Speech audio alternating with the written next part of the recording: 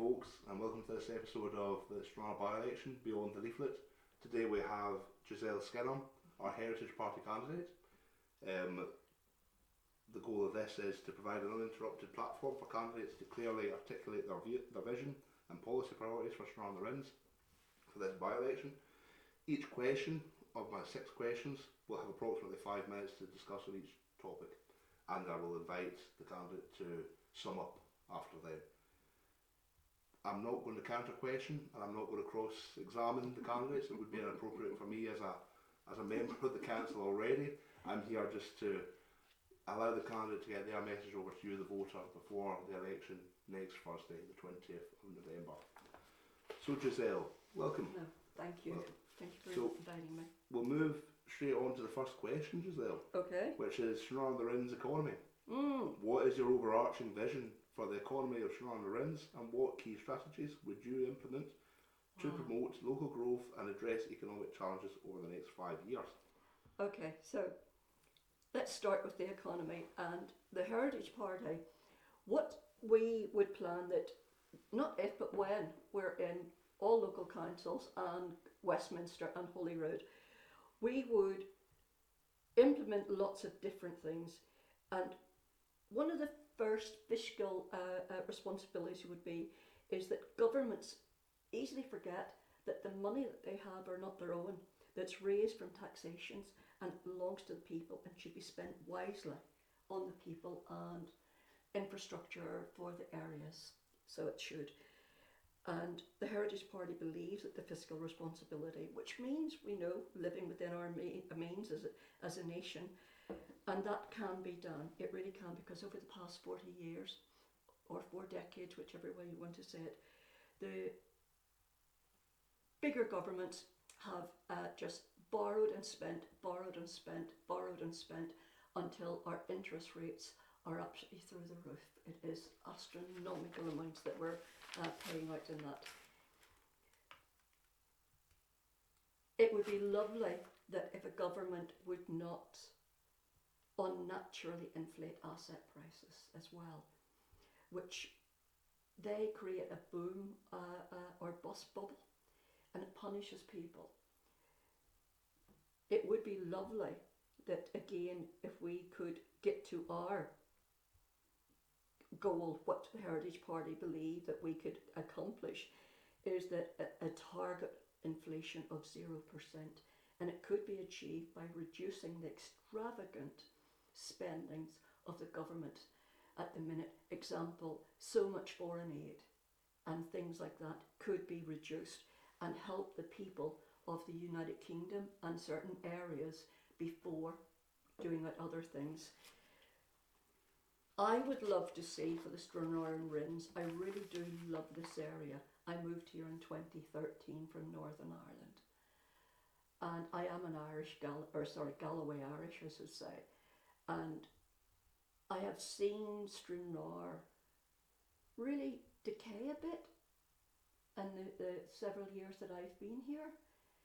Businesses going out of business, shop premises left derelict and going into a sad state of disrepair. There has been promises of money for the waterfront regeneration and the whole regeneration of the town, but nothing has really happened as yet. Why? We need to ask a question, and we need to get answers. Why hasn't this happened? And where has the money gone to that was promised for the regeneration of the waterfront? I would love to see, personally I would love to see, and it is on the Heritage Party plan as well, the old Stena line. It be turned into, I know there's been talk about it going to maybe be a 24/7 Tesco's, and there was some talk about going to be possibly a casino and things like that. But we had 2 great ferry terminals, and we are a connection to Ireland, and Ireland to here, and then the rest of Europe. It would be lovely that the Stena line old site could be put into some good use, like a truck stop terminal, a 24/7 restaurant, cafe, chicken a la ding services for them, with showers and a safe place where they can park up And the tourists could use it as well, because look at how many times that through bad weather ferry services are cancelled and postponed and had to be rescheduled and things like that, and there's no place for people to go. So it would be lovely to see if something like that could be done as well, which will help bring more economy into Stranraer, because once the Stena line moved out of Stranraer to Carnryan, people just don't come down to Carnryan once they are down to Stranraer. Once they get off at Carnryan, they tend to go on their merry way.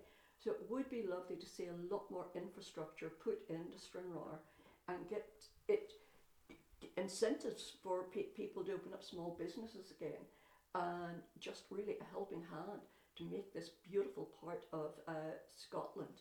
The whole of Stranraer and Rins is just absolutely gorgeous, and we're teeming with tourist availabilities all over the place.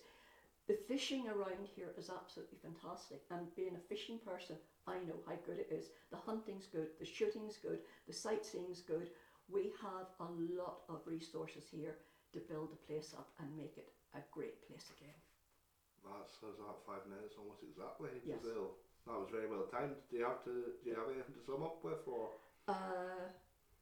Not at the moment. Not at the moment, No, that's fine. Not at the moment. We'll batter on then, on to question 2. Stranraer in social care. What are your priorities for improving the delivery of health and social care services in Stranraer Inns, and how would you ensure better support for vulnerable residents and carers in our community? Okay. We know really the NHS is totally broken. It's being run by too many NGOs and quangos. The Heritage Party and I believe that a lot of these NGOs and quangos, if not all of them, have to go and bring it back to where the doctors and nurses, and maybe in the days of where you had the matron that ran the place, they knew the people. We need to get that somewhat like community wholeness, community spirit back in with everything again, and let those people that know how to run a hospital and a doctor's surgery, let them run it. We need to, and again, that all the foreign aid that we're sending away, that money could be put back into our National Health Service. Many of the UD parties want to do away with the National Health Service and turn it into an American-style privatisation health service. That is not going to work. It doesn't work in America, and I know that because I lived in America for 10 years. And with the party and even on my own, I would do everything in my power to stop the whole of NHS being privatised. We do need to get back to serving the community. Prevention is a lot better than cure. And if we can help educate people with better eating plans, better exercise, and even as young as 45, maybe having MRIs and CTs, where early prediction of an illness is better, is easier to prevent and easier to cure than leaving it until they're maybe in their 60s. So it would bring it all on a lot quicker, a lot earlier. And again, removing the quangos and NGOs and reducing foreign aid. I'm not saying cut foreign aid out totally. It has to be reduced. That money could be put into NHS services, into bringing in more practitioners and better pay for everyone, even the carers of the people in the community. Is that us finished, Gisele? That's us finished for that topic. But there's one question that's not a question in the sense of on what you've said, but just for the viewers out there. Okay. What is an NGO? An NGO is now I have written this down because I know that I was going to be asked this, and I've got it right down. An NGO is a non-profit organisation that operates independently of any government, typically one whose purpose is to address a social or political issue. Thank you for that. Just so our viewers knew what you were talking about. Right, okay. They're middle management. And Quangos, it's a non-governmental organisation which are coming in and they're charging megabucks to shuffle paper around and tell people you shouldn't be using that type of pen with that type of paper, and it's all a lot of nonsense. Thank you, Gisele. Okay. Just briefly, I'll give you a wee chance to catch your breath, Gisele. Okay, thank you. We're here at the Millennium Centre this evening. They've allowed me to use the recording studio for this one. I thought it was important. I've been asked by a few constituents about why there's been no hustings, so I thought I'll try and get something organised. We went for a podcast style. In this style, it would have been inappropriate for me to be cross-examining the candidates as a sitting elected member. It's for our candidates to get their message out to you, the voters, and it's to give you, the voters, that beyond the leaflet style of what the candidates are all about. Mm-hmm. So with that, we'll move on to question number 3, which is around education. Yes. What is your strategy for ensuring high quality, equitable education for all learners in Stranraer? And how would you specifically support schools to meet the diverse needs of local students? Brilliant. I love this question, and our education system, like our NHS system, it's broken. It's been dumbed down so much. It needs a complete overhaul of everything. Back in the Blair years, when everybody could go to university and everybody could have a degree, that's fine. But a lot of these degrees that are people are coming out with do not serve them in the workplace. There's one university, I think it's Liverpool, I should have done research on this, I know I should have done, but I think it's Liverpool, are actually giving out degrees on the Beatles, the band, not the Bugs. What is that going to help anybody with in the workplace? We need to get back to self-sufficiency skills.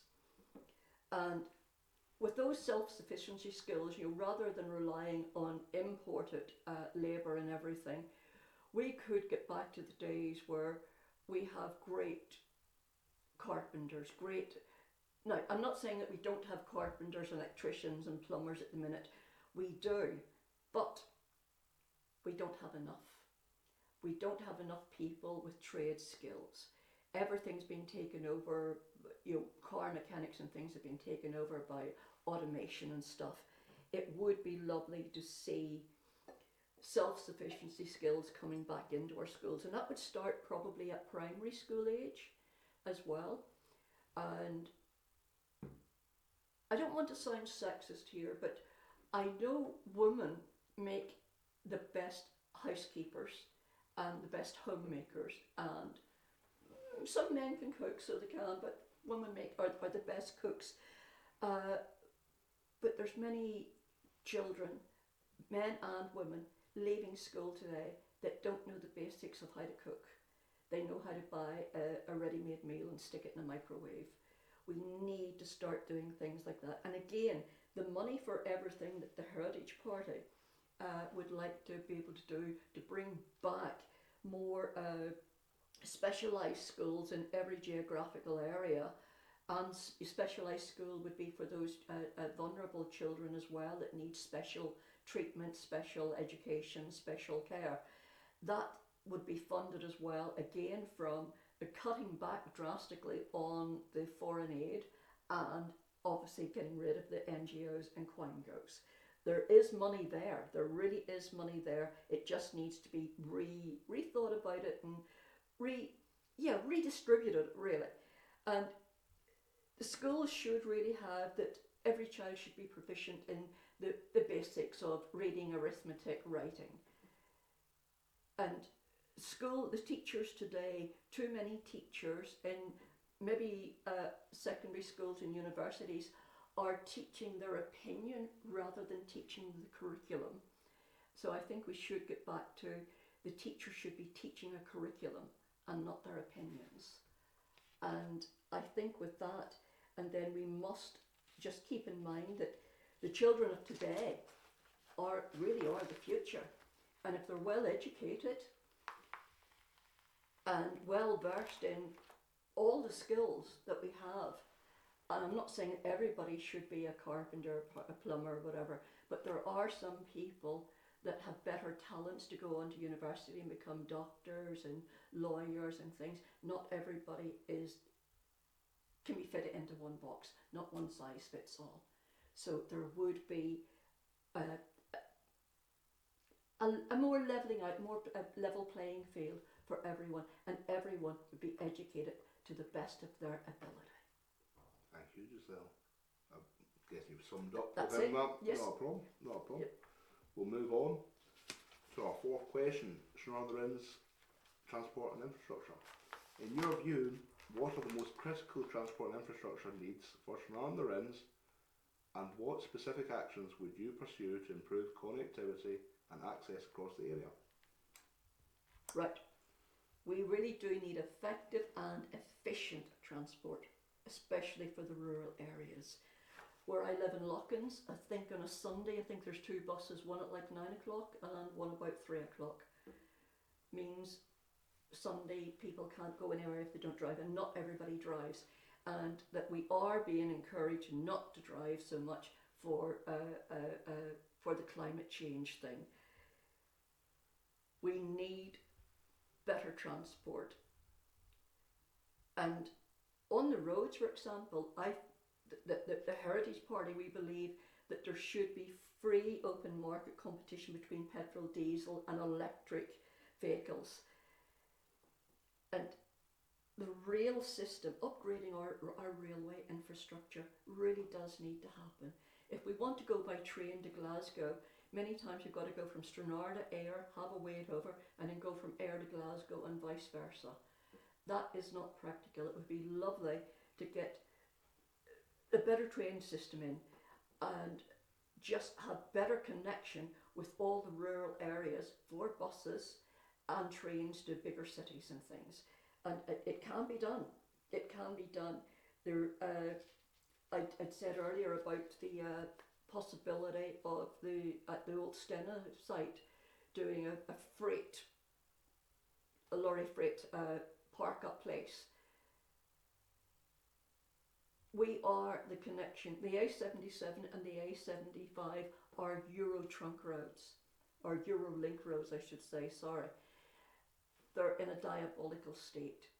We need more bypasses like there are at Maybole, and more slip-off roads into little villages and things like that, rather than the congestion of going through into large lorries and everything going through small villages and ruining the peace and tranquility of village life.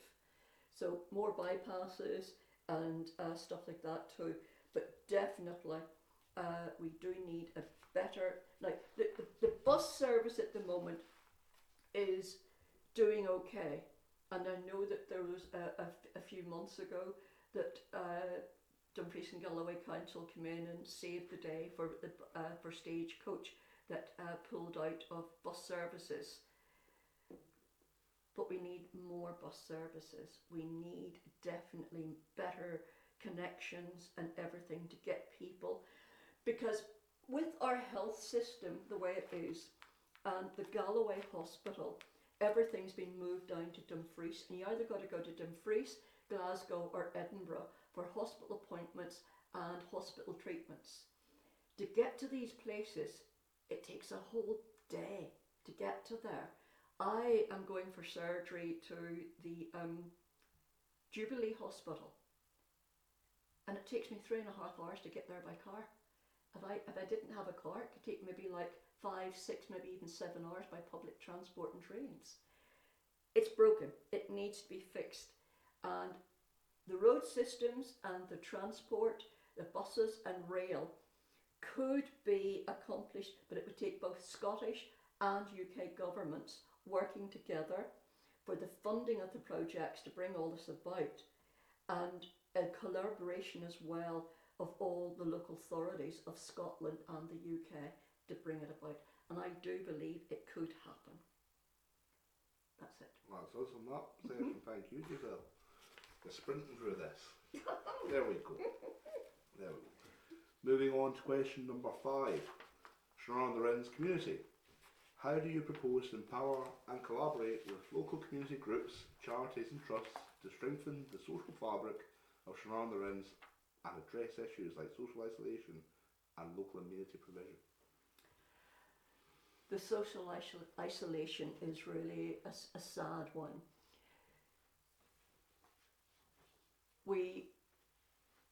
Lots of places, community spirit has gone.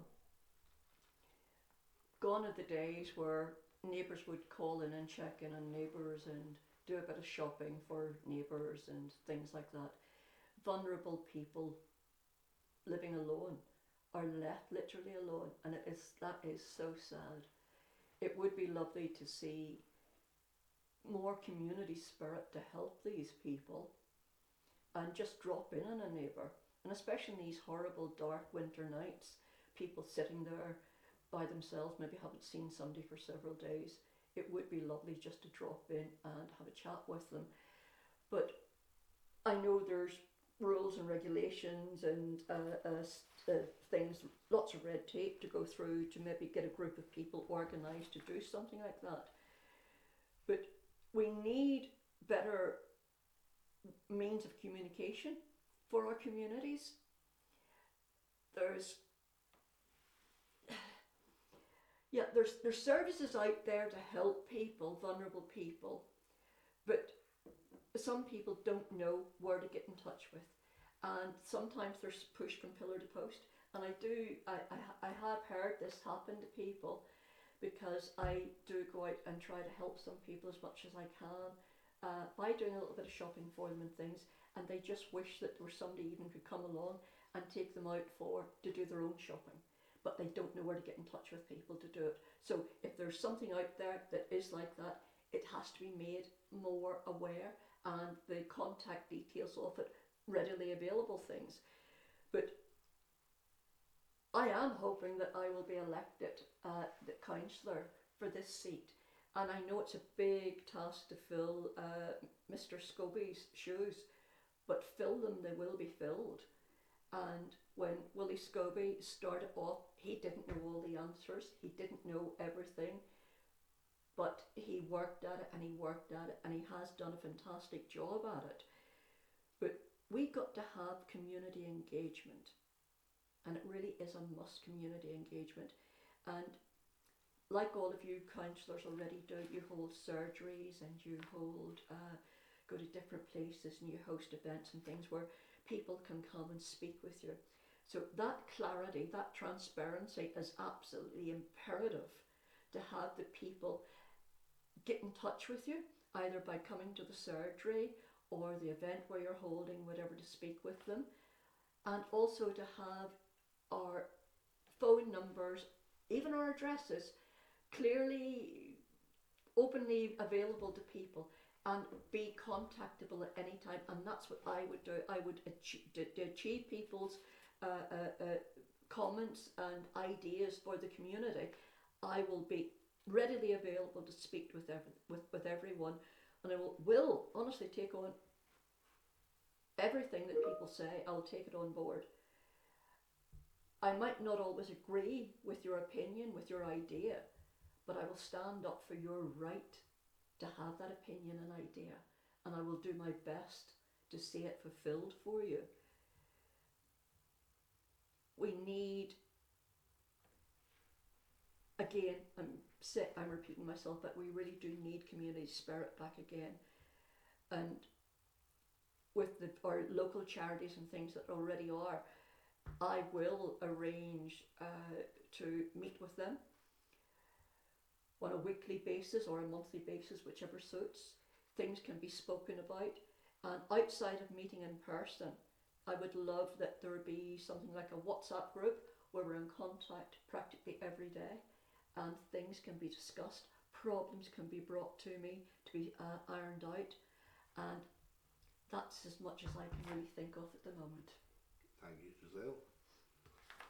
So Gisele, moving on to our final question, and perhaps the biggest question of all, the candidate pitch. You have won the final 5-minute elevator pitch to the people of Stranraer Millennium Centre. Why are you the definitive right candidate to represent this ward, and what unique commitment will you make to ensure their voices are heard? Being from Northern Ireland, and I grew up, I lived through the troubles of Northern Ireland. I know what it's like to have things ripped away from you and things totally demolished. And look at Belfast. It's a thriving city. It's a beautiful city again. Stranraer in the Rins is a beautiful place. It really is, and I've said that it is spectacular beauty and fishing and hunting. I would love to see this area a new lease of life injected into it again. I, at 71, am an old age pensioner, and I know how hard it is to make ends meet with paycheck to paycheck. I would love to see a great pay rise for old age pensioners, plus a lowering of the threshold for pension credits, because not every pensioner has a private pension fund to back them up. And even when they do, many aren't wealthy. I know of one person in particular, she's a private pension fund coming in, but that has to pay a rent of her private house, and her state pension barely keeps her. I know what it's like to run a business here in Stranraer, and my husband lost his business through EU legislations which were wrong. So with that, with knowing how hard it is to just survive, I believe I would be the right candidate for this position, because I've lived life, I've survived life, and I would love to help people get on in life, just to be able to say that they live in Stranraer and the Rins, and that area is a wonderful, thriving area of Scotland. So I would really love you all to consider voting for me on Thursday the 20th November, because I am a working class woman. I'm of the people and for the people, and I would love to be that voice for the people of Stranraer and Rins at Dumfries and Galloway Council. Thank you. Thank you, Gisele. And that, folks, is a wrap. Thank you to As they Gisele, say, thank you so much. our Heritage Party candidate, for coming along to talk to us today. Thank you. And that's us. Thank you, Gisele. You're welcome.